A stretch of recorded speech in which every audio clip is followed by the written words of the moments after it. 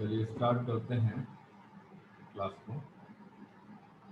तो क्या पढ़ रहे थे हम लोग आ गए थे। हाँ, ये वाला पढ़ रहे थे।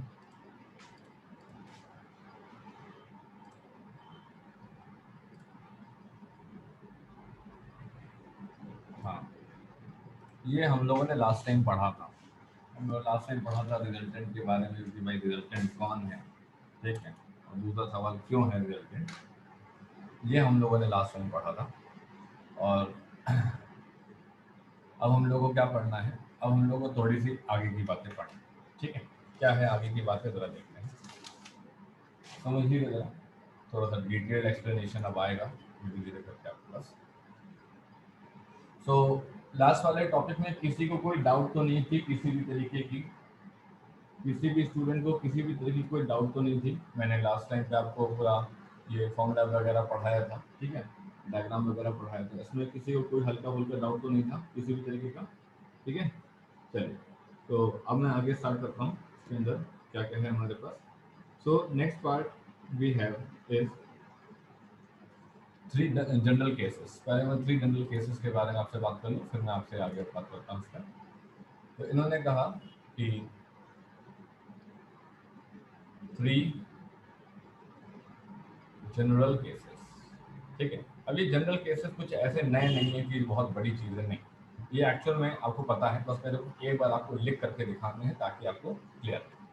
तो सबसे पहले बात आई when when two vectors are parallel to each other. जब दो वेक्टर्स क्या हों, जब दो वेक्टर्स पैरेलल इनके नाम है एक दूसरे के, ठीक। इसने कहा ठीक है, अगर दो वेक्टर्स पैरेलल होंगे तो क्या कंडीशन बनेगी। ये तुम्हारे पास एक वेक्टर है, ठीक है, और एक तुम्हारे पास ये वेक्टर है, ठीक। हमने कहा कि लेट्स सपोज ये वाला कोई ए वेक्टर है और ये वाला कोई तुम्हारे पास बी वेक्टर है, ठीक है। अब इसने कहा कि जब भी सर पैरेलल होंगे तो ये बात होता है कि थीटा की वैल्यू क्या होगी, 0 डिग्री होगी। इसने कहा हाँ होगी। तो अब इसने कहा तो ऐसे केस में सर क्या होने वाला है, इसने ये देखिए जरा।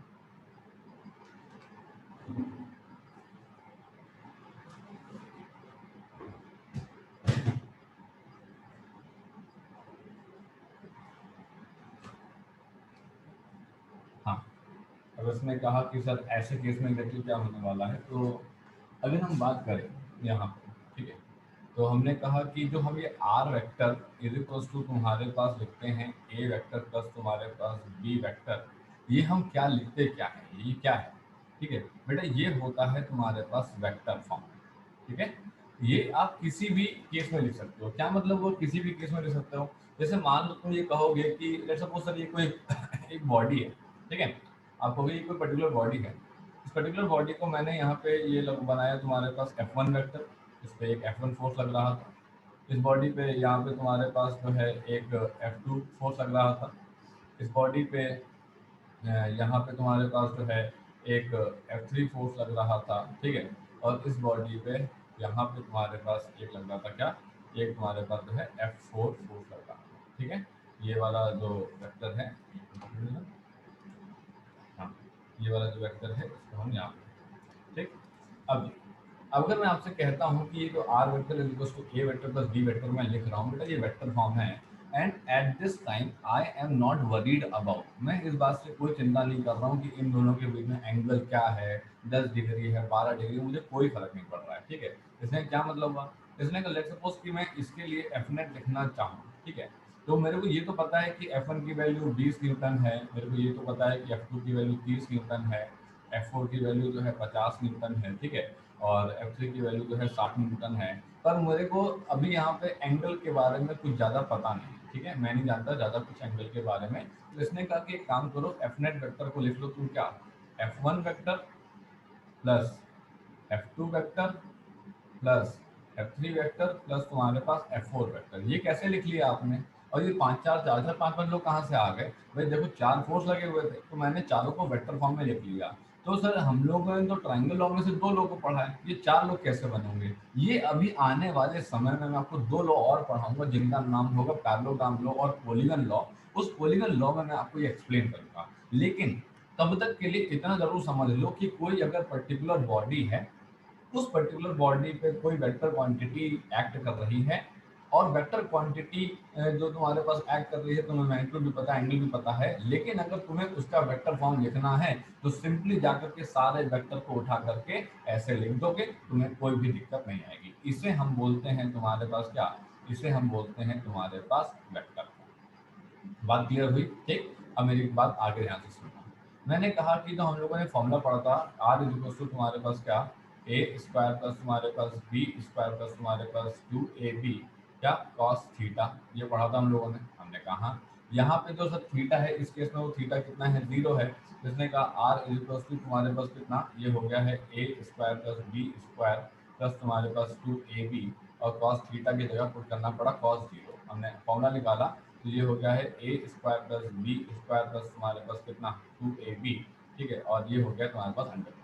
ये किसका फॉर्मूला है, ये सर है ए प्लस बी का तुम्हारे पास होल स्क्वायर का फॉर्मूला, अंडर रूट खत्म किया और आर की वैल्यू आ गई ए प्लस बी। ये क्या मतलब हुआ, ये क्या लिखा आपने, ठीक है। अब मैंने कहा कि देखो, अगर मैं कहता हूँ कि मैग्नीट्यूड ऑफ अ वेक्टर, अगर मैं बोलता हूँ तुमसे मैग्नीट्यूड ऑफ तुम्हारे पास वेक्टर, ठीक है, वेक्टर तुम्हारे पास मैग्नीट्यूड ऑफ तुम्हारे पास क्या, मैग्नीट्यूड ऑफ तुम्हारे पास जो है आर वेक्टर, ठीक है। अगर मुझे मैग्नीट्यूड ऑफ आर वेक्टर लिखना है तो इसको मैं लिखता हूँ तुम्हारे पास आर से, या फिर तुम्हारे पास आर वेक्टर को लेता हूँ और इसके आजू बाजू दो डंडे लगा लेता हूँ।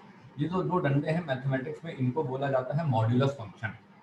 मैथमेटिक्स इनको बोला जाता है क्या, मॉड्यूलस फंक्शन। आने वाले समय में हम तुमको ऐसे सिखाएंगे कि बेटा आर वेक्टर लिखा होगा, 2i कैप लिखा होगा, 3j कैप लिखा होगा, 4k कैप लिखा होगा, तुम बेटा इसका मॉडुलस निकालना, कुछ नहीं करना, ऐसे यहाँ पे लिखना, अंडर रूट मानना, i का जो कोएफिशिएंट है वो 2 है, उसका स्क्वायर करना, j का जो कोएफिशिएंट है वो 3 है, उसका स्क्वायर करना, k का कोएफिशिएंट है जो है 4, उसका स्क्वायर करना। तो 9 प्लस 4 कितना हो गया, 9 प्लस 4 हो गया 3 का स्क्वायर 9 और 2 का स्क्वायर 4, 9 4 हो गया 13, 13 प्लस तुम्हारे पास 16, ये कितना हो गया, ये हो गया तुम्हारे पास 29 का अंडर, ठीक है। 4 का स्क्वायर 16, 16 और 9 का 25 हो गया 29, ठीक। ये आ गया तुम्हारे पास, ये क्या चीज आ गई, ये आ गई तुम्हारे पास मैग्नीट्यूड। मैग्नीट्यूड का मतलब होता है तुम्हारे पास, मैग्नीट्यूड का मतलब होता है तुम्हारे पास वैल्यू, मैग्नीट्यूड का मतलब होता है नॉर्मल वैल्यू।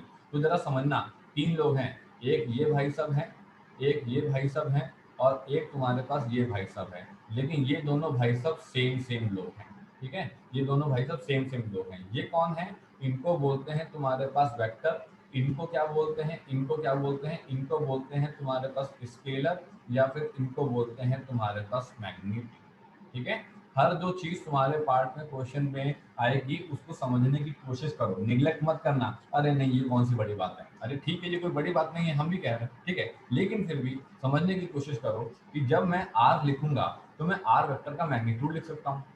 इसने कहा ओके, ठीक है। तो इसने कहा कि क्या आप ए को तुम्हारे पास आप ऐसे लिख सकते थे, इसने कहा हाँ। इसने कहा कि आप बी को ऐसे लिख सकते थे, इसने कहा हाँ। इसने कहा क्या आप आर को ऐसे लिख सकते थे, इसने कहा हाँ। हमने कहा ऐसे लिख सकते हैं, लेकिन आर वेक्टर तो सर अभी अभी आपने कहा था ए वेक्टर प्लस बी वेक्टर होता है, तो इसका मतलब है सर मैं इसको ऐसे लिख सकता हूँ कि ए वेक्टर प्लस बी वेक्टर का तुम्हारे पास मैग्नीट्यूड इज इक्वल टू तुम्हारे पास ए वेक्टर प्लस तुम्हारे पास क्या, बी वेक्टर का मैग्नीट्यूड। अब तुम यहाँ पे सोचोगे कि अच्छा ए वेक्टर प्लस बी वेक्टर का जो मैग्नीट्यूड होता है उसका फॉर्मूला होता है ए वेक्टर प्लस बी वेक्टर का मैग्नीट्यूड। नहीं नहीं नहीं, क्यों, अभी तो आपने कहा ये फॉर्मूला बना, ये फॉर्मूला किसके लिए बना, ये फॉर्मूला बना है तुम्हारे पास पैरेलल वेक्टर्स के लिए।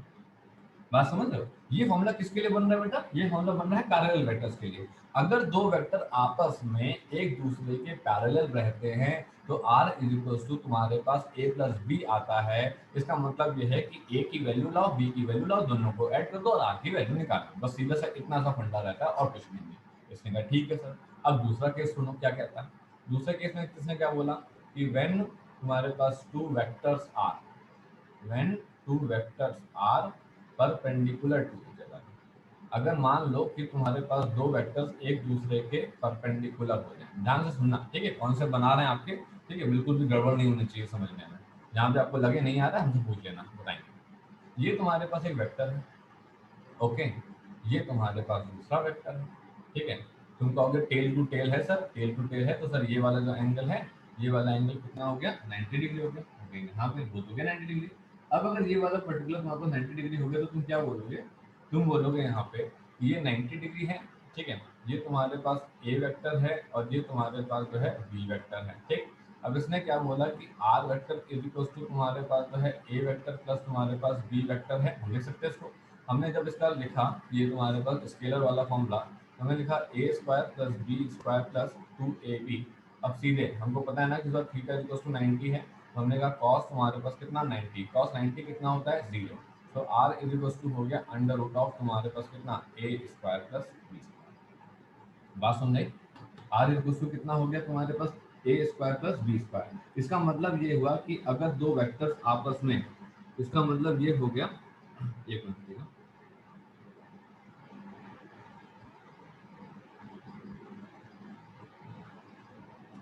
एक मिनट रुकिए, हाँ।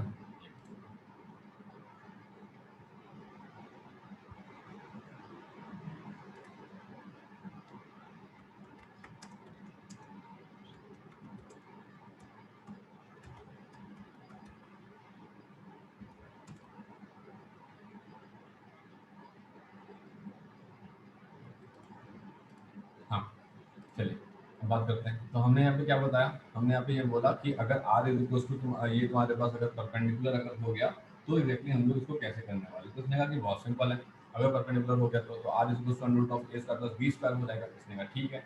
इसने कहा इस डायग्राम को तुम ऐसे भी ट्रीट कर सकते हो सर, और इस डायग्राम को तुम ऐसे भी ट्रीट कर सकते हो, तुम ऐसे बना लो और तुम्हारे पास तुम ऐसे बना लो, ठीक है। इसका क्या मतलब हुआ, इसका मतलब ये है कि पैरेलल शिफ्टिंग, इसका मतलब क्या हुआ, इसका मतलब ये है कि पैरेलल शिफ्टिंग हम लोग खूब पढ़ते हैं, ठीक है। हम लोग पैरेलल शिफ्टिंग खूब पढ़ते हैं, क्यों, पूरी फिजिक्स में पूरी मैकेनिक्स में तुमको मैं पैरेलल शिफ्टिंग ही पढ़ाता रहूंगा। मैं हमेशा तुमको बताऊंगा ये वेक्टर में उठा करके बेटा मैं ऐसे ले गया, ये वेक्टर उठा करके मैं ऊपर ले गया, इसको बोलते हैं पैरेलल शिफ्टिंग। तो this particular diagram should be equivalent to this particular diagram, मतलब आपके दिमाग में एक ऐसी छाप छोड़िए कि आपको ये बात समझ में आनी चाहिए कि ये वाला जो डायग्राम सर ने बनाया है और ये जो दूसरा डायग्राम सर ने बनाया है, ये दोनों डायग्राम बिल्कुल सिमिलर हैं, इनमें रत्ती भर भी डिफरेंस नहीं होगा। बात क्लियर हुई, इसमें रत्ती भर भी डिफरेंस होने वाला नहीं है। इसमें कहा ठीक है कोई दिक्कत नहीं, इसका मतलब ये तुम्हारे पास ए वेक्टर है, ये तुम्हारे पास बी वेक्टर है, ठीक। हमने कहा ठीक। अब अगर हम लोग तुम्हारे पास यहाँ पे रिजल्टेंट वेक्टर बनाएंगे तो कैसे बनाएंगे, अगर हम लोग यहाँ पे तुम्हारे पास रिजल्टेंट वेक्टर बनाएंगे तो ऐसे बनाएंगे।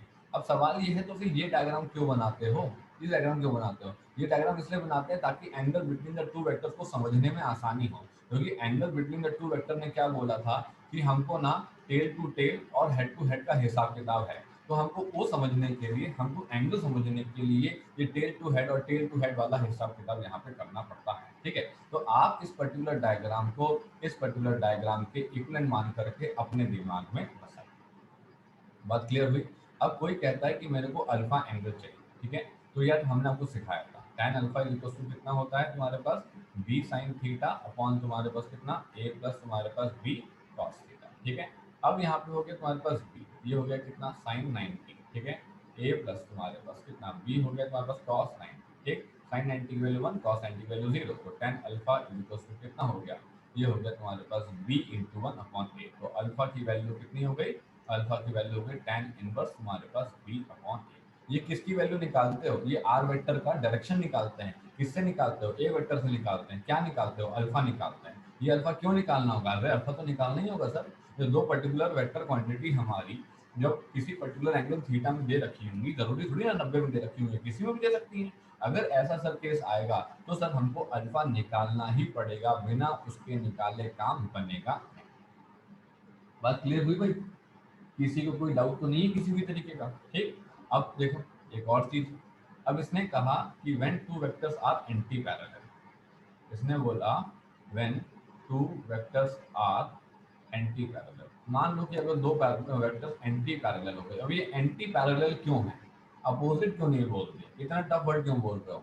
ऐसा है कि पैरेलल और एंटी पैरेलल वर्ड अब क्लास 11 12 में पूरी फिजिक्स में चलेंगे, सेम और अपोजिट डायरेक्शन वर्ड नहीं चलता, ठीक है। 9 10 की टर्मिनोलॉजी और पढ़ाई में 11 12 की टर्मिनोलॉजी और पढ़ाई में अंतर आता है। 11 12 की पढ़ाई के हिसाब से आप कंपटीशन निकाल लेंगे, 9 10 की पढ़ाई के हिसाब से आप 11 12 में पहुंचेंगे, ठीक है, इसलिए अंतर आता है, तो ध्यान दीजिएगा। इसका मतलब हो गया थीटा इज इक्वल टू कितना 180 डिग्री, ठीक, कोई बात नहीं। अब इसने कहा इसमें दो केस बन सकते हैं सर, एक तो ये बन सकता है, ये तुम्हारे पास ए वेक्टर है, ठीक है, और ये तुम्हारे पास जो है यहाँ पे, ये तुम्हारे पास यहाँ पे जो है बी वेक्टर है, ठीक है, यहाँ पे। और एक तो सर ये बन सकता है कि ये तुम्हारे पास यहाँ पे जो है बी वेक्टर है, और ये तुम्हारे पास जो है यहाँ पे क्या है, ये तुम्हारे पास यहाँ पे जो है ए वेक्टर है। आई बात समझ, ठीक। अब वो कहोगे कि इसमें क्या है, अंतर क्या है, आखिर देखा जाए तो यहाँ पे जो ए वेक्टर की जो एरो की जो लंबाई है, ए वेक्टर के जो एरो की लंबाई है, मतलब ए वेक्टर की जो लंबाई है वो तुम्हारे पास ज़्यादा है तुम्हारे पास बी वेक्टर के एरो की लंबाई से। ये एरो है ना, ये वाला एरो की बात हो रही है, ये वाले एरो की बात हो रही है, ठीक है, ये वाले एरो, ठीक। तो इसने कहा ए वेक्टर की जो वेक्टर की लंबाई है ना और बी वेक्टर की जो लंबाई है उसमें डिफरेंस है सर, और उसमें कुछ ये डिफरेंस है, इसने कहा ठीक है। सिमिलरली हमने यहाँ पे देखा, तो यहाँ पे खेल हमको यहाँ पे दिखाई दिया ऐसे, तो इसने कहा तो क्या करें इस बात का, इस बात में क्या लेना देना है, इसने इस बात का लेना देना है, इसने क्या लेना देना देखते हैं। इसने कहा कि हम लोग जब इसको एनालिसिस किए तो हमको पता लगा था कि थीटा 180 है, मतलब ये वाला जो एंगल है ये थीटा तुम्हारे पास 180 है। आप कहोगे हाँ ठीक है कोई बात नहीं, तो आप कहोगे कि ठीक है सर अगर ऐसा है तो हमें क्या दिक्कत है, ए स्क्वायर प्लस तुम्हारे पास बी स्क्वायर प्लस तुम्हारे पास कितना 2ab, ठीक है, कॉस तुम्हारे पास कितना 180, ठीक है। अब कॉस 180 की वैल्यू कितनी होती है, कॉस 180 की वैल्यू होती है कितनी, कॉस कॉस 180 की वैल्यू कितनी होती है -1, कॉस 180 डिग्री की वैल्यू होती है -1, राइट। तो हमने यहाँ पे वैल्यू पुट करी, ए स्क्वायर प्लस तुम्हारे पास बी स्क्वायर प्लस तुम्हारे पास 2ab कॉस 180 की वैल्यू -1, ठीक। अब आपका यहाँ पे एक सवाल उठता है, बच्चों की तरफ से एक सवाल आता है कि सर ठीक है ये आ गया, अब सर ऐसा है कि इसको मैं लिखूंगा a square plus B square -2ab। अब सवाल यहाँ पे वो ये उठाते हैं क्या लिखा जाए इसे, ए माइनस बी का होल स्क्वायर लिखा जाए या फिर इसे आर इजिकल्स टू तुम्हारे पास बी माइनस ए का होल स्क्वायर लिखा जाए। सवाल ये बनता है बच्चों की तरफ से क्या लिखा जाए। हम तो कहने कोई गलत नहीं है, बच्चा भी कहेगा हाँ कुछ भी गलत नहीं है, हमें तो बताया गलत कैसे हो सकता है, ठीक। जिसने कहा r equals to under root of a plus n minus b का होल स्क्वायर हुआ, r equals to b minus a का होल स्क्वायर है, गलत कौन सा है, गलत कोई भी नहीं है, तो फिर सही कौन सा है, सही भी दोनों है। जिसने कहा ये कैसे पॉसिबल है, इसने कहा देखा ऐसे पॉसिबल है। अगर हम आपके सामने कहें कि भाई ये ऑब्जेक्ट था, ठीक है, इस ऑब्जेक्ट में 20 न्यूटन फोर्स इधर लगा और इस ऑब्जेक्ट में 5 न्यूटन फोर्स इधर लगा, ठीक है। आप कहोगे इस ऑब्जेक्ट में रिजल्टेंट फोर्स लगेगा 20 माइनस 5, दैट इज इस ऑब्जेक्ट में फोर्स लगेगा किधर 15 न्यूटन फोर्स लगेगा, ठीक है। ये भाई साहब तुम्हारे पास कौन है आर, ये कौन है तुम्हारे पास ए, ये कौन है तुम्हारे पास बी। क्या तुम सिंपल एनालिसिस से ये बता पाए कि R in the direction of, जो आर है जो रिजल्टेंट वेक्टर है वो तुम्हारे पास ए वेक्टर की डायरेक्शन पे रहा, हम कहेंगे हाँ रहा, तो इसमें तो कोई डाउट नहीं है, ठीक है सर। अब इसमें आ जाती है बात, अब इसमें आगे तुम्हारे पास बी, यहाँ पे हमने फोर्स लगाया 17 न्यूटन, यहाँ पे हमने फोर्स लगाया 7 न्यूटन, ये भाई साहब ए हैं, ये भाई साहब तुम्हारे पास बी हैं। अल्टीमेटली क्या हुआ, अल्टीमेटली तुम कहोगे यहाँ पे 17 माइनस तुम्हारे पास 7, अल्टीमेटली तुम कहोगे यहाँ पे कितना, यहाँ पे तुम्हारे पास 10, ठीक। अब मैं तुमसे कहूंगा कि ये बेटा बी की वैल्यू थी, तुम कहोगे हाँ। अब मैं तुमसे कहूंगा ये ए की वैल्यू, तुम कहोगे हाँ। अगर मैं तुमसे कहूंगा ये आर की वैल्यू, तुम कहोगे हाँ ठीक है तो इसने कहा R in the direction of, R in the direction of तुम्हारे पास बी हो गया। अब कहोगे यार ये क्या खेल है, एक ही में दो दो आंसर कैसे निकाल रहे हो, हम दो दो आंसर कहाँ निकाल रहे हैं, हम कहाँ पे दो दो आंसर निकाल रहे हैं। हम तो सिर्फ तुमसे ये कह रहे हैं, हम तो सिर्फ तुमसे ये कह रहे हैं कि यहाँ पे आर जो है वो ए की दिशा में भी हो सकता है बी में हो सकता है, लेकिन आर ए की दिशा में तब होगा जब तुम्हारे पास ए वेक्टर का मैग्नीट्यूड बी वेक्टर के मैग्नीट्यूड से ज्यादा होगा। आर तुम्हारे पास डायरेक्शन ऑफ बी वेक्टर में तब होगा जब तुम्हारे पास बी वेक्टर का मैग्नीट्यूड ए वेक्टर के मैग्नीट्यूड से ज्यादा होगा। इसका मतलब है कि in this particular case you can write the answer R is equal to A minus B only when A vector का मैग्नीट्यूड तुम्हारे पास बी वेक्टर के मैग्नीट्यूड से ज्यादा होगा। You can write r is equal to तुम्हारे पास b minus a only when, जब बी वेक्टर का मैग्नीट्यूड तुम्हारे पास ए वेक्टर के मैग्नीट्यूड से ज्यादा होगा। मतलब वैल्यू जब तुम्हारे पास ए की बी से ज्यादा होगी तो are equal to A minus B लिखा जाना चाहिए, वैल्यू जब बी की तुम्हारे पास ए से ज्यादा होगी तो are equal to b minus a लिखा जाना चाहिए। इस बात को आपको समझना पड़ेगा दिमाग लगाकर। क्या बात क्लियर हुई, कोई डाउट तो नहीं है। अब तुम कहोगे कि बहुत हो गया, अब प्रूव करके दिखाओ सर, ऐसे नहीं मानेंगे, ठीक है चलो प्रूव करके दिखाते हैं। tan alpha is equal to, हम लोगों ने क्या पढ़ा है, b तुम्हारे पास साइन थीटा, ठीक है, upon a plus B cos theta पढ़ा, ये तो बड़ा बेसिक हमने। ठीक है। अब इस पर्टिकुलर में अगर हम लोग अपना इसे जो है केस नंबर तुम्हारे पास 1 माने, ठीक है, और इसे हम अपना जो है केस नंबर 2 माने, तो हमने कहा ठीक है। केस नंबर 1 ये कहता है कि हमने ए वेक्टर से तुम्हारे पास देखा बी वेक्टर की तरफ, ठीक है। हमने ए वेक्टर से बी वेक्टर की तरफ देखा तो हमको पता लगा कि तुम्हारे पास tan alpha is equal to B, तुम्हारे पास कितना साइन 180 अपॉन ए प्लस तुम्हारे पास बी कॉस कितना तुम्हारे पास 180, है ना। तुम्हारे पास कितना आ गया, इसने कहा कि तुम्हारे पास ये आ गया है अल्फा की, हमने यहाँ पे वैल्यू निकालनी है। साइन 180 की तुम्हारे पास वैल्यू कितनी होती है, साइन 180 की वैल्यू होती है 0, कॉस 180 की वैल्यू होती है -1। तो इसने कहा कि tan अल्फा की वैल्यू हो गई तुम्हारे पास कितना 0, ठीक है। इसने कहा tan अल्फा की वैल्यू हो गई तुम्हारे पास 0। इसने कहा कि जरा tan का ग्राफ बताइए आप, तो जरा tan का ग्राफ देख लीजिए फटाक से जरा। ये रहा तुम्हारे पास एक ग्राफ, ठीक है। और इस ग्राफ को जब तक क्लास 12 कंप्लीट ना हो जाए तब तक अपने दिमाग में रखना, ठीक है। और उसके बाद अगर फिजिक्स नहीं ले रहे हो कोई बात नहीं, अगर फिजिक्स और मैथमेटिक्स ले रहे हो तो फिर आगे तुम्हारे पीछे पड़ ही जाएंगे लोग, ठीक। अब देखो जरा, ये तुम्हारे पास ऐसे, ठीक, ये तुम्हारे पास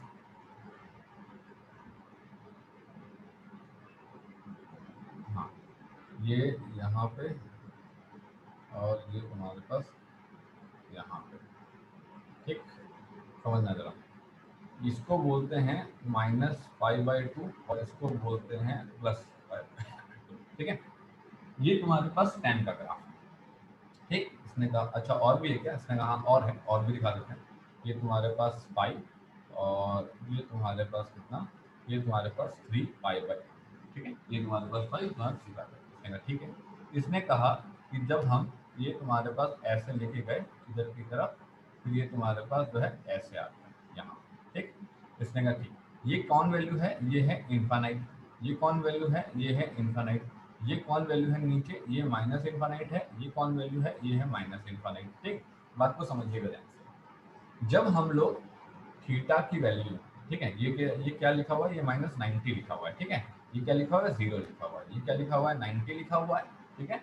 ये क्या लिखा हुआ है, ये लिखा हुआ है 180, ये क्या लिखा हुआ है, ये लिखा हुआ है 270, राइट। तुम्हें इतनी की जरूरत पड़ेगी पूरी क्लास 11th और 12th में, इससे ऊपर तुम जाओगे नहीं कभी, तुम्हें कोई जरूरत नहीं पड़ेगी, ठीक है। ध्यान से सुनना, इसने कहा कि थीटा इज इक्वल टू -90 पे, ठीक है, जो tan थीटा की वैल्यू होती है, थीटा को -90 पे tan थीटा की वैल्यू होती है क्या, -इनफाइनाइट।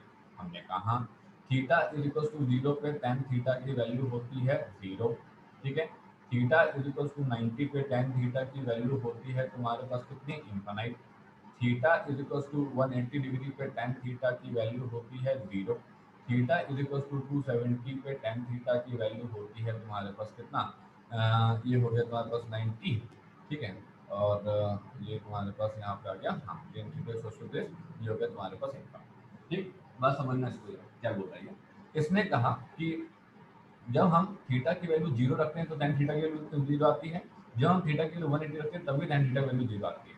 अगर tan अल्फा की वैल्यू 0 आई है तो इसने कहा एज अ रिजल्ट तुम यहाँ पे ये कह सकते हो कि सर ऐसा है, tan अल्फा अगर 0 है तो इसका मतलब हो सकता है कि सर ये 0 से आया हो, ठीक है। और हो सकता है कि सर ये tan किससे आया हो, 180 डिग्री से आया हो। अल्फा की वैल्यू 0 डिग्री भी हो सकती है और अल्फा की वैल्यू 180 डिग्री भी हो सकती है। इसने क्या मतलब हुआ, इसने कहा यह मतलब हुआ कि अगर तुम्हारे पास ये वाला केस रहा होगा, केस नंबर 1 वाला, ठीक है, तब तो तुम्हारे पास अल्फा की वैल्यू क्या रखी जाएगी, 0, क्योंकि आर को तो एक ही तरफ जाना है। लेकिन अगर केस नंबर 2 आया तो अल्फा की वैल्यू रखी जाएगी तुम्हारे पास 180, क्योंकि आर को जाना है बी की तरफ। आई बात समझ में, ये दो आंसर क्यों निकाले मैंने, ये दो आंसर का क्या मतलब हुआ यहाँ पे। इसने कहा कि अल्फा इज इक्वल टू 0 और अल्फा इज इक्वल टू 180 पे जो ये पर्टिकुलर वैल्यू आ रही हैं, ये तुम्हारे पास दो वैल्यू यहाँ पे हम क्यों रख रहे हैं, यहाँ पे दो वैल्यू हमने इसलिए आपको बताई कि आर का डायरेक्शन तुम्हारे पास ए की तरफ भी हो सकता है और आर का डायरेक्शन तुम्हारे पास बी की तरफ भी हो सकता है। आर का डायरेक्शन ए की तरफ तब होगा जब ये वाली कंडीशन को फॉलो करोगे, आर का डायरेक्शन बी तब होगा जब ये वाली कंडीशन फॉलो करोगे। जब आर का डायरेक्शन ए की तरफ होगा तो सिंपल सी बात है अल्फा की वैल्यू 0 होगी। जब आर का डायरेक्शन बी तरफ होगा तो सिंपल सी बात है अल्फा की वैल्यू कितनी होगी, 180 डिग्री होगी। ये चीज आपको यहाँ पे समझनी, सभी लोगों को क्लियर हुआ। किसी के मन में कोई डाउट हो तो मुझे बताओ, किसी को लगे कि ये बात हमको नहीं समझ आई, बताइए। सभी लोगों को क्लियर है, एकदम फंडा क्लियर है कि जब हम परपेंडिकुलर करते हैं तो क्या होता है, जब हम पैरेलल लेते हैं तो क्या होता है, जब ग्राफ वाला एक एंटीपैरेलल और बार लेते बता दीजिए। हैं। क्या बेटा? ग्राफ वाला। फिर से बोलो जरा, क्या बोल रहे हैं? तो ग्राफ वाला एक और बार बता दीजिए। लास्ट वाला, लास्ट वाला यस सर। नहीं, ग्राफ पूछ रहे हो, लास्ट वाला पूछ रहे हो, समझ नहीं आया, क्या बोल रहे हैं? तो ग्राफ। ग्राफ, अच्छा ग्राफ बताते हैं। ये देखो, ये जो पर्टिकुलर ग्राफ है, ये ग्राफ tan थीटा का है, ठीक है। थीटा की वैल्यू जब 0 और 90 के बीच में होती है तब tan थीटा जो है इस जोन में होता है, ठीक। मतलब कि तुम्हारे पास ग्रेटर देन 0। थीटा की वैल्यू जब तुम्हारे पास 0 होती है तो tan थीटा की वैल्यू भी होती है 0। ये यहाँ से पता लग रहा है क्योंकि ये वाई वैल्यू है ना यहाँ पे, ठीक है। जब थीटा की वैल्यू तुम्हारे पास 90 होती है तो tan थीटा की वैल्यू होती है तुम्हारे पास इन्फिनाइट। ये तुम्हारे पास यहाँ से पता लग रहा है, ऊपर की तरफ जा रहा है, ठीक। जब थीटा की वैल्यू 45 होती है तो tan थीटा की वैल्यू होती है तुम्हारे पास कितनी, 1। ये तुम्हारे पास कहीं यहाँ से पता लग रहा है, ये वैल्यू, ठीक है, ये वैल्यू यहाँ, ठीक है। और अगर थीटा की वैल्यू तुम्हारे पास 135 होती है तो tan थीटा की वैल्यू होती है तुम्हारे पास -1। ये कहाँ से पता लग रहा है, ये कहीं यहाँ से पता लग रहा है, यहाँ पे रही होगी तुम्हारे पास 135 वैल्यू। 135 पे जब नीचे करोगे तो ये वाली वैल्यू आएगी, और ये वैल्यू कौन सी है, ये वैल्यू है -1। अभी आया सभी लोगों को? किसी के मन में कोई डाउट हो कहीं पे भी तो बताइए, कहीं पे भी आपको लग रहा है कि ये आपको जो मैंने tan थीटा वाला पूरा खेल बताया है इसको याद रखना भैया, भूलना नहीं। पूरे क्लास 12th 11th में पूरे फिजिक्स में ये 50 बार आएगा तुम्हारे पास, और मैक्सिमम टाइम पे साइन थीटा का ही, tan थीटा और साइन थीटा के फंक्शन बनते हैं सवाल सॉल्व करते वक्त, तो आपको क्लियर करना रखना पड़ेगा, ठीक है। अभी सबको क्लियर है क्या? किसी को कोई डाउट तो नहीं यहाँ पे? चलो अब एक चीज और पढ़ा, tan 135 के लिए नीचे क्यों जा रहे हैं? tan 31 नीचे तो जाएंगे, देखो ना, देखो मैं तुम्हें ग्राफ बढ़ा करके दिखाता हूँ। ये रुकना है ना, तो आना पड़ेगा पूरा।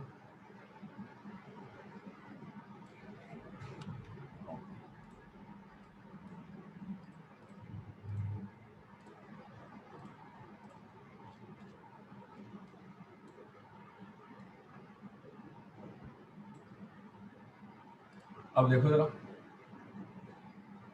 ये अपना 90 रहा, ये अपना 90 रहा, 90, ठीक। ये रहा अपना 180, ये रहा अपना 45, और ये रहा अपना 0। 0, 45, 90, 90 और 80 के बीच में 135। तो 135 के लिए मुझे नीचे ही तो बनाना पड़ेगा ये वाला पॉइंट, है कि नहीं? 135 के लिए मुझे नीचे बनाना पड़ेगा ना, नीचे नीचे बनाऊंगा तो ये -1 आएगा इधर की तरफ। जब 90 और 180 के बीच जाओगे तो ग्राफ तो नीचे है ना, ऊपर तो ग्राफ ही नहीं है। ये तो खाली है, ये तो खाली है पूरा, यहाँ तो कुछ नहीं है। नीचे ग्राफ, नीचे तो मुझे नीचे लेके आना पड़ेगा ना, ऐसे इंटरसेक्ट मानना पड़ेगा इस पर। ये रहा पॉइंट, ओके सर। ठीक है। चलिए, हाँ तो मैं ये बात कर रहा था, क्या बता रहा था, हाँ मैंने ये पर्टिकुलर टॉपिक आपको बताया। अब मैं आपको एक इंटरेस्टिंग टॉपिक बता रहा हूँ, ठीक है, आपको अच्छा लगेगा पढ़ के, देखिएगा। So the next topic is subtraction of factor. आप कहोगे ये क्या चीज़ आ गई, अभी एडिशन तो पढ़ा, सब्ट्रैक्शन कहाँ से आ गया? पढ़ना तो पड़ेगा सब्ट्रैक्शन, सब्ट्रैक्शन ऑफ फैक्टर मुझे बताना, ठीक है। मैं तुम्ही लोग से पूछूंगा, मुझे बताना, ठीक है। मैं चीज़ पूछूंगा, मुझे बताना। तो क्या करें सर, इसमें क्या पढ़ना है? तो सबसे पहले आते हैं जरा, ये रहा मेरा एक ये वेक्टर, ठीक, और ये रहा मेरा एक और वेक्टर, और ये रहा मेरा एक और वेक्टर, ये यहाँ से यहाँ बना, ये ठीक। मैंने आपको ये पढ़ाया था कि भाई ऐसा है कि ये ए वेक्टर है, तुम कहोगे हाँ ये तो पता है ये बात, ये ए वेक्टर है। मैं कहूँगा ये बी वेक्टर, तुम कहोगे ये भी पता है। मैं कहूँगा ये थीटा, तुम कहोगे हाँ पता है मेरे को, थीटा ये। मैं कहूँगा ये वाला -b वेक्टर, तुम कहोगे ये कहाँ से आ गया? अरे बिल्कुल आ गया, याद है हम लोगों ने नेगेटिव ऑफ अ वेक्टर पढ़ा था, नेगेटिव ऑफ अ वेक्टर। अगर तुमको याद हो कि नेगेटिव ऑफ वेक्टर में हमने क्या पढ़ा था, मैं वापस लेके चलता हूँ तुमको, जरा देखो नेगेटिव वेक्टर में तुमने क्या पढ़ा था। तुमने नेगेटिव ऑफ वेक्टर में ये पढ़ा था कि जब तुम किसी भी वेक्टर को सेम मैग्नीट्यूड रखो लेकिन उसको पलट दो, 180 घुमा दो, है ना, 180 घुमा दो, तो ऐसे पर्टिकुलर वेक्टर को अपन नेगेटिव वेक्टर बोलते हैं। मैंने तुमको बताया था ये वाला जो वेक्टर था मेरा, ये वाला वेक्टर मेरा ओरिजिनल वेक्टर था, है कि नहीं? ये वाला वेक्टर मेरा कैसा था? ओरिजिनल वेक्टर था। और ये वाला मेरा वेक्टर जो था ये मेरा नेगेटिव वेक्टर था, ठीक है? ये मेरा नेगेटिव वेक्टर था, ये मेरा न्यू वेक्टर था, नया वाला। इसने कहा ठीक है, तो जो न्यू वेक्टर था वो ओरिजिनल वेक्टर का माइनस था। Whenever you go for the minus you will have the same magnitude, ये लंबाई और ये लंबाई बराबर रहेगी पर दिशा पलट जाएगी। इसने कहा ठीक है, दिशा पलट जाएगी कोई बात नहीं। हमने कहा ये तो हमने किया, फिर हमने क्या अलग कर दिया? हमने कहा कि ये मेरा कौन है? ये मेरा ओरिजिनल वेक्टर है, ये मेरा ओरिजिनल वेक्टर है। तुम कहोगे हाँ ठीक है, और ये मेरा न्यू वेक्टर है, ठीक है? ये मेरा न्यू वेक्टर है। सवाल ये है कि क्या जरूरत पड़ी आपको ये करने की, देखते हैं क्या जरूरत पड़ी। अब मैं अगर आपसे पूछता हूँ कि भाई ये तुम्हारे पास थीटा 1 इक्वल टू थीटा है, तो मैं आपसे पूछता हूँ कि थीटा 2 क्या होगा? बताओ भाई क्या होगा थीटा 2? क्या लगता है? 180 माइनस थीटा 1। 180 माइनस तुम्हारे पास थीटा 1 बोले तो 180 माइनस तुम्हारे पास थीटा। बात तो सही, बात तो सही है। तुम कहोगे इसमें कौन सी बहुत बड़ी बात है, ये तो हमको पता है, ये थीटा माइनस करेंगे एक फर्स्ट थीटा माइनस करेंगे थीटा होगा। हाँ बात तो सही। इसने कहा कि इसमें देखो एक चीज समझने के लिए, अब अगर मैं इसी डायग्राम को दोबारा बनाऊं, ठीक है, और मैं तुमसे कहूं कि ये तुम्हारे पास जो है बी वेक्टर है, तुम कहोगे हाँ ठीक है भाई बी वेक्टर है, समझ आ गया, ठीक। ये ए वेक्टर है, ये भी पता है, ये भी पता है कि ये वाला एंगल आप जो है theta 1 equal to theta mark करोगे। तो अब मैं तुमसे कहता हूँ, मैं फिर यहाँ पे बनाना चाहता हूँ, क्या मैं फिर यहाँ बनाना चाहता हूँ तुम्हारे पास माइनस ऑफ तुम्हारे पास माइनस ऑफ तुम्हारे पास बी वेक्टर। अब मैं तुमसे कहूँगा ये वाला एंगल कितना होगा? एनीवन? ये वाला एंगल कितना होगा? और तुम कहोगे ये वाला एंगल कितना होगा? 180 माइनस थीटा 1 इक्वल थीटा 2। तुम कहोगे थीटा 2 होगा 180 माइनस तुम्हारे पास थीटा, कहेंगे हाँ। अब अगर मैं तुमसे बहुत सीधी सी बात अब पूछने वाला हूँ, मैं कहूँगा कि ये तो मैंने तुम्हें पढ़ा दिया है भाई, ये तो मैंने तुम्हें पढ़ा दिया है, ठीक कि यार ये are vector is equals to तुम्हारे पास जो है ए वेक्टर प्लस तुम्हारे पास बी वेक्टर है, ठीक है। अब मैं कहूँगा कि बिटवीन बिटवीन तुम्हारे पास ए वेक्टर एंड तुम्हारे पास बी वेक्टर, ठीक है, एंगल इज थीटा, ठीक है। अब मुझको ये बताओ, कोई सोच समझ के बताना मेरे को कि ए वेक्टर और माइनस बी वेक्टर के बीच में एंगल कितना होगा? बताओ भाई, ए वेक्टर और माइनस बी वेक्टर के बीच में एंगल कितना होगा? बताओ भाई क्या लगता है? एनीवन जिसको भी आता है बताइए। तो थीटा होगा। थीटा होगा। और बताओ भैया, और लोग पढ़ रहे हैं कि नहीं पढ़ रहे हैं? सब सो गए क्लास में? जग रहे हो भैया तुम लोग? और सब सो रहे हैं? कोई है क्लास में? Anyone? Kritika, Sabari? Yes sir. अरे तो बताओ तो कम से कम कि हम क्लास में हैं, आंसर आंसर बताओ। गलत सही मत सोचा करो, तो गलत सही अभी आप सीख रहे हो, सीखने का समय है तुम्हारा, कोई दिक्कत थोड़ी ना है। अगर ए वेक्टर और बी वेक्टर के बीच में अगर मैं आपसे ये कहता हूँ कि अपना एंगल थीटा है, तो मेरा एक बहुत सीधा सा सवाल आपसे इतना सा है बस कि आप मुझको इतना बता दो कि ए वेक्टर और माइनस बी के बीच में वेक्टर होगा कैसे, कैसे निकालोगे? 180 प्लस थीटा होना चाहिए, थीटा होना चाहिए 180 माइनस थीटा होना चाहिए, या क्या होना चाहिए? तुम्हें क्या लग रहा है क्या होना चाहिए? तुम कहोगे कि एक काम करो ना सर, पहले थोड़ा सा डिटेल में आओ। तुम कहोगे एक काम करो, इससे बनाओ सर आप ए वेक्टर पहले, ठीक है, इससे आप पहले ए वेक्टर बनाओ। हमने कहा ठीक है भाई, लो ए वेक्टर बना दिया। अब तुम कहोगे कि अब आप माइनस बी वेक्टर बनाओ, हम माइनस बी वेक्टर बना देते हैं, हमें कोई दिक्कत नहीं है। ये हमने बना दिया यहाँ पे तुम्हारे पास माइनस बी वेक्टर, ठीक है। अब अगर देखा जाए तो यार ये रहा इसका एक्सटेंडेड वर्जन, है ना, ये रहा इसका एक्सटेंडेड वर्जन। तो एक तो ये भाई साहब होंगे, ठीक, और एक ये वाले भाई साहब होंगे, है कि नहीं? बताओ, एक तो तुम्हारे पास ये होगा पार्ट तुम्हारे पास 1, ठीक है, और एक पार्ट तुम्हारे पास ये होगा पार्ट तुम्हारे पास 2। अपन लोगों ने जब एंगल पढ़ा था तो अपन लोगों ने एक बात पढ़ी थी कि सर एंगल कौन कैसे डिफाइन करेंगे हम लोग? सर एंगल हम लोग डिफाइन करेंगे तुम्हारे पास टेल टू टेल। तुम कहोगे सर हम थोड़ा सा और डिटेल में जाना चाहते हैं, ऐसे कुछ समझ में नहीं आ रहा। हम कहेंगे लो और डिटेल में आ जाओ। हम कहेंगे बेटा तुम ऐसे बना लो, ठीक है, तुम्हें दिक्कत हो रही है, और तुम ऐसे बना लो आगे तुम टेल टू टेल, लो आगे तुम टेल टू टेल आ गए, है ना, तुम ए वेक्टर पे आ गए और बी वेक्टर पे आ गए। अब तुमको ये वाला पार्ट 1 दिख रहा होगा और ये वाला पार्ट 2 दिख रहा होगा। अब बताओ जरा मेरे को एंगल कितना है, एनीवन? अब बताओ कितना एंगल है, क्या लग रहा है एंगल कितना होगा यार? ये वाला एंगल कितना होगा? ये होगा 180 डिग्री प्लस तुम्हारे पास थीटा, होगा कि नहीं होगा? होगा कि नहीं होगा? ये वाला एंगल 180 डिग्री प्लस थीटा। अगर ये वाला एंगल 180 डिग्री प्लस थीटा है तो 360 में से अगर 180 डिग्री प्लस थीटा को माइनस करोगे, जो कि लार्ज वाला है, ये कौन है? ये लार्ज वाला पार्ट है, ठीक है? तो आंसर आएगा 180 डिग्री माइनस थीटा, जो कि ये वाला एंगल होगा, है ना? और ये कौन सा है? स्मॉल वाला पार्ट है। तो इन दोनों में से, लार्ज और स्मॉल में से एंगल कौन सा लेना है? ये वाला लेना है। तो इसका मतलब है the angle between the A vector and the minus B vector is not theta, it is 180 degree minus. बात आई क्या? बात समझ में आई क्या सभी लोगों को? 180 डिग्री माइनस थीटा मैंने कैसे बोला? मैंने तुमसे कहा कि टेल टू टेल कंडीशन उठा लो। तुम टेल टू टेल कंडीशन उठाने गए। जब तुम टेल टू टेल कंडीशन उठाने गए तो तुमको ये पता लग गया कि इसके दो पार्ट हैं। एक पार्ट तो ये है जो मैंने लार्ज वाला बनाया, एक पार्ट दूसरा है जो मैंने स्मॉल वाला बनाया। स्मॉल और लार्ज में से हमें स्मॉल लेना है। अगर लार्ज हमको तो पता था, हमको ये पता था कि ये वाला जो एंगल है, हमको ये पता था कि ये वाला जो एंगल है ये तो 180 डिग्री है और ये थीटा इधर है, तो 180 प्लस थीटा को 360 में से माइनस कर दिया, वो हो गया 180 माइनस थीटा। ये तुम्हारे पास एंगल ट्रीट किया गया। क्लियर हुआ बात क्या सभी लोगों को? बात समझ आई यहाँ पे? ठीक। अब मैंने कहा कि ठीक है सर, अगर इतनी बात समझ आ गई तो अब ये भी समझ आना चाहिए कि अगर मैं इसको यहाँ पे ऐसे ज्वाइन करूँ, ठीक है, अगर मैं इसको यहाँ पे ऐसे ज्वाइन करूँ तो तुम कहोगे कि कर लो सर, कोई दिक्कत नहीं, आर डैश वेक्टर लिख लो। हमने कहा आर डैश वेक्टर लिख लेते हैं। अब ट्राइंगल लॉ की बात करते हैं। लेट्स सपोज ये ओ है, ये तुम्हारे पास एम है, ये तुम्हारे पास पी है, ठीक है? बताओ भैया, ट्राइंगल लॉ अगर मेरे को इस पर्टिकुलर डायग्राम में लिखना है, इस पर्टिकुलर डायग्राम में मुझे ट्राइंगल लॉ लिखना है, तो मुझे बताओ कि मैं कौन से दो वेक्टर लूं जो कि सेम सेंस में है और कौन सा वेक्टर अपोजिट सेंस में है? एनीवन? कौन से दो वेक्टर सेम सेंस में है, कौन सा तीसरा वेक्टर अपोजिट सेंस में? बताओ भाई जरा फटाफट बताओ। Sir OP and PN same. OP and तुम्हारे पास पीएम सेम कहाँ है? कहाँ ओपी एंड पीएम सेम दिख रहा है भाई तुमको? OP and PM sir same ए क्या दिख रहा है? वेक्टर और माइनस बी वेक्टर सेम है। हाँ, OM vector, OM and PN. हाँ ओएम वेक्टर प्लस तुम्हारे पास एमपी, ऐसे बोलो, ओएम वेक्टर प्लस तुम्हारे पास एमपी वेक्टर सेम सेंस में दिखाई दे रहे हैं, और जो तुम्हारे पास ये वाले भाई साहब हैं ओपी वेक्टर, ये अपोजिट सेंस में दिखाई दे रहे हैं।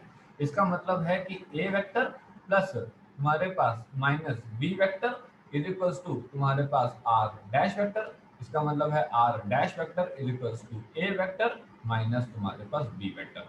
ये कहलाता है तुम्हारे पास क्या? सबट्रैक्शन ऑफ तुम्हारे पास क्या? वेक्टर। इसे बोलते हैं सबट्रैक्शन ऑफ। क्या बात क्लियर हुई? क्या समझ में आया कि R vector is equals to A vector plus B vector कब लिखने वाला हूं और R vector is equals to A vector minus B vector कब लिखने वाला हूं? क्या बात क्लियर हो रही है? ठीक। अब अगर मैं तुमसे कहता हूं भाई मैं ये डायग्राम बनाना चाह रहा हूँ, तो कहोगे बना लो, क्या दिक्कत? ठीक। ए वेक्टर इसको लेना चाह रहा हूँ, तो कहोगे ले लो। बी वेक्टर इसको लेना चाह रहा हूँ, तो कहोगे हाँ ठीक है। अच्छा पहले सभी लोग रीजन कर लो जरा, सभी लोग रीजन कर लीजिए, टाइम कंप्लीट हो रहा है।